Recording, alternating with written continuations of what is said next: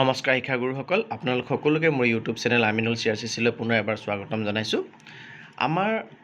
মই আমাৰ আগৰ এটি ভিডিঅ'ত আপোনালোকৰ লগত শ্বেয়াৰ কৰিছিলোঁ যে আমাৰ বিদ্যালয়সমূহত নতুনকৈ নামভৰ্তি কৰা ছাত্ৰ ছাত্ৰীসকলক ৰেজিষ্ট্ৰেশ্যন কৰা আৰু তেওঁলোকৰ এনৰোলমেণ্ট অৰ্থাৎ ফটো শিক্ষা এইটো এপত যি তুলিব লাগে আমি সেই কামখিনি কৰাৰ কাৰণে আমাক 7 জুন তাৰিখটি অন্তিম দিন হিচাপে বান্ধি দি পেলাই বিদ্যালয়সমূহক দায়িত্ব দিছিলে। কিন্তু দেখা গ'ল যে বহু বিদ্যালয়ে এই ষ্টুডেণ্ট ৰেজিষ্ট্ৰেশ্যন আৰু এনৰোলমেণ্টৰ প্ৰক্ৰিয়াটি সম্পূৰ্ণ কৰিবলৈ সক্ষম নহ'ল, যিহেতু বিভিন্ন জিলাত ফ্লাড ছিটুৱেশ্যন আছিল বা বৰ্তমানো কিছু পৰিমাণে আছে।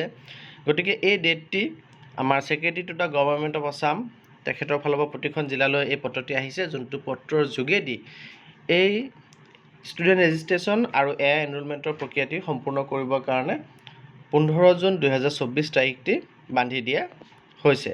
গতিকে ইয়াৰ দ্বাৰা সকলো পক্ষকে অনুৰোধ জনোৱা হয় যে তেওঁলোকে যাতে সম্পূৰ্ণ প্ৰচেছটি 15 জুন 2024 তাৰিখৰ ভিতৰত সমাপ্ত কৰে। ধন্যবাদ।